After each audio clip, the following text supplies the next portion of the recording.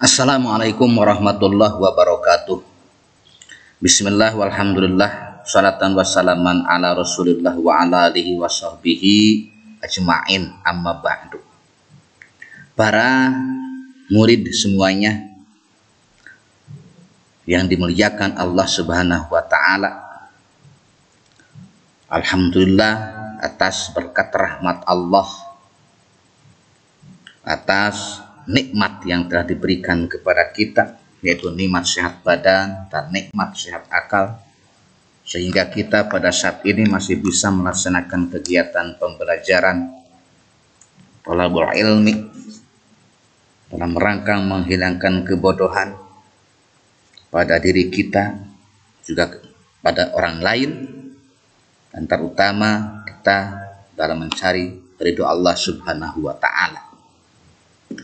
Pada pertemuan kali ini saya akan menyampaikan materi tentang rukhsah dalam beribadah. Rukhsah itu adalah kemudahan dari Allah subhanahu wa ta'ala dalam beribadah kepadanya.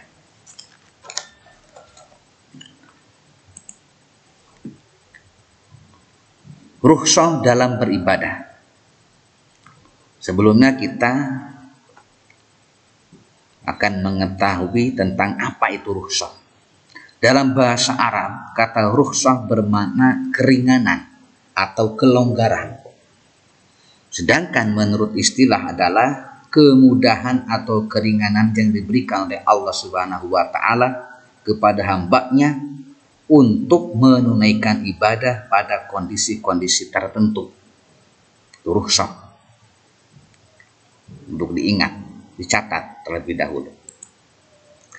Kemudian pelaksanaan rukhsah. Rukhsah azimah.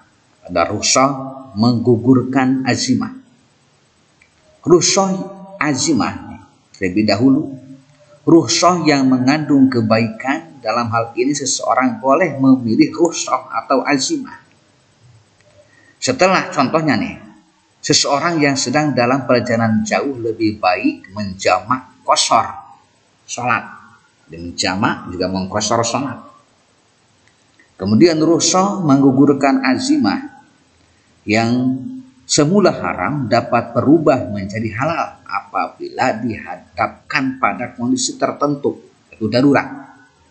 Contohnya, bangkai atau daging hewan yang haram akan menjadi halal untuk dikonsumsi apabila dalam keadaan darurat. Hal ini diperbolehkan untuk dengan tujuan menyelamatkan diri. Seperti itu. Seseorang umpamanya berada di suatu tempat, tidak ada makanan lagi, yang ada itu hanya bangkai hewan yang haram untuk dimakan. Itu menjadi boleh. Tetap keadaannya haram, keadaannya tetap haram. Keadaan hewan tersebut, bangkai hewan tersebut tetap dalam keadaan haram, hanya diperbolehkan untuk dikonsumsi ketika dalam keadaan darurat. Dan jangan sampai berlebihan mengkonsumsinya. Ketika memakan bangkai hewan tersebut dirasa-rasa enak, malah ketagihan, tidak boleh. Harus hanya seala kadarnya saja, hanya untuk ada kekuatan pada diri. Jangan sampai kenyang berlebihan, tidak boleh sampai kenyang, apalagi menjadi kebiasaan, itu diharamkan. Itu hanya untuk agar kekuatannya pulih kembali, sehingga dirinya menjadi selamat, tidak kelaparan. Berada dalam kondisi darurat atau kebutuhan hajat, contohnya yaitu diperbolehkannya berbuka puasa Ramadan apabila sedang sakit atau bepergian jauh. Nah, ini. Kemudian ada halangan uzur, contohnya seorang mengqashar sholatnya jika sedang bepergian jauh. Ini orang yang berpuasa dalam keadaan sakit. Kata dokter tidak boleh berpuasa karena nantinya akan membahayakan, atau penyakitnya bertambah, penyakitnya susah sembuh, atau dapat mengakibatkan kematian. Ini harus saran dokter. Kalau hanya sakit flu biasa tidak boleh berbuka. Sakit flu, batuk, ini harus atas instruksi dari dokter. Kemudian uzur halangan, orang yang mengqashar salatnya jika sedang bepergian jauh. Mengqashar salat tidak boleh. Ada di rumah, salatnya diqashar, dijamak, tidak boleh. Itu tidak ada uzur di rumah. Kemudian menghilangkan kesukaran dan kesulitan dalam beribadah. Tetap dapat menunaikan ibadah sehingga terbentuk ketaatan kepada Allah Subhanahu wa taala, terjaga jiwa dan harta sebagai bentuk perlindungan dari Allah Subhanahu wa taala, memberikan pilihan dalam melaksanakan ibadah sesuai dengan kondisi yang sedang dialami. Itu diantaranya. Kemudian selanjutnya rukhsah dalam salat. Musafir atau perjalanan darat jauh nih, salat dijamak diqashar, jamak atau qashar dan qashar dalam kendaraan bersuci dengan wudhu atau tayamum. Salat dilaksanakan sesuai dengan kondisi armada. Sakit parah, ambil duduk berbaring. Sambil duduk berbaring. Kalau sakit parah boleh berbaring sambil duduk, seperti itu. Kalau dalam perjalanan, sholatnya boleh dijamak dan diqashar sholatnya. Dijamak itu mengumpulkan dua waktu sholat pada waktu yang pertama atau waktu yang kedua. Nanti ada sholat jamak takdim dan ada juga sholat jamak takhir. Diqashar, ini yang asalnya 4 menjadi 2. Kalau qashar harus sholat yang hanya 4 rakaat.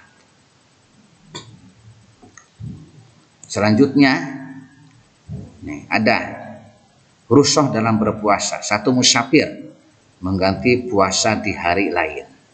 Sakit parah, jika masih ada harapan untuk sembuh maka harus mengganti puasa di hari yang lain. Kemudian sakit parah juga, jika tidak ada harapan untuk sembuh, terima ada harapan untuk sembuh. Ini jika tidak ada harapan untuk sembuh maka mengganti dengan fidyah. Lanjut usia mengganti dengan fidyah. Lanjut usia sudah tua rentak, sudah tidak mampu untuk mengosongkan perutnya.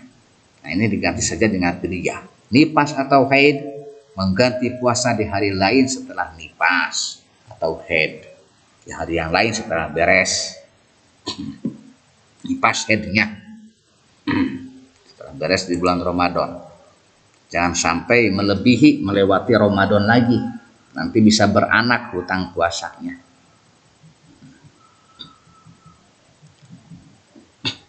Kemudian rukhsah dalam puasa. Ibu hamil menyusui yang khawatir terhadap kesehatan dirinya sendiri jika tetap berpuasa. Mengganti puasa di hari yang lain. Ini ibu hamil atau menyusui yang khawatir terhadap kesehatan dirinya. Kesehatan dirinya saja. Ini hanya mengganti puasa di hari yang lain. Kemudian ada lagi ibu hamil menyusui yang khawatir terhadap kesehatan janin bayinya jika tetap berpuasa. Mengganti puasa di hari yang lain juga. Dan ibu hamil menyusui yang khawatir terhadap kesehatan dirinya dan janinnya. Dan janin atau bayinya jika tetap berpuasa.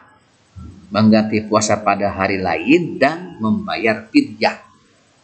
Nah ini, jadi ini ibunya hamil atau menyusui yang khawatir terhadap kesehatan dirinya, khawatir terganggu kesehatannya, dan janin atau bayinya juga takut terganggu jika tetap berpuasa.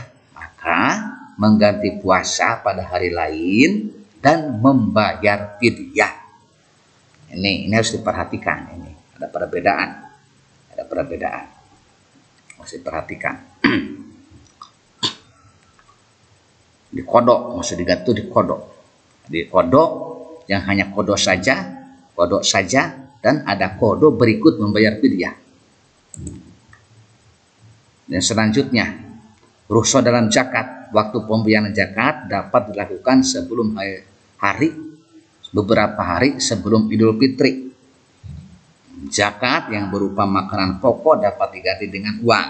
Itu ada ketentuannya, instruksi dari Kementerian Agama. Biasanya tiap daerah, tiap kabupaten kota berbeda-beda. Penyerahan pembayaran zakat bisa diwakilkan. Selanjutnya, rukhsah dalam haji bisa memilih dari 3 jenis, yaitu qiron, tamattu, dan ifrad. Jadi ada haji qiron, haji tamattu, dan haji ifrad. Nanti ada ketentuannya haji qiron bersamaan seperti itu antara dalam pelaksanaan ibadah hajinya. Kemudian tawaf, jika tidak mampu bisa menggunakan alat bantu, tandu, kursi roda, tongkat. Ketika tawaf, orang tersebut sudah tidak mampu untuk berjalan, bisa memakai tanduk atau kursi roda. Bahkan katanya sekarang di tempat tawaf tersebut di Masjidil Haram ada motor, bisa naik motor katanya, motor listrik. Sa'i, jika tidak mampu berjalan boleh menggunakan kursi roda. Jika tidak bisa melempar jumroh bisa diwakilkan oleh orang lain. Bisa memilih nafar awal, yakni meninggalkan Mina setelah melempar jumroh.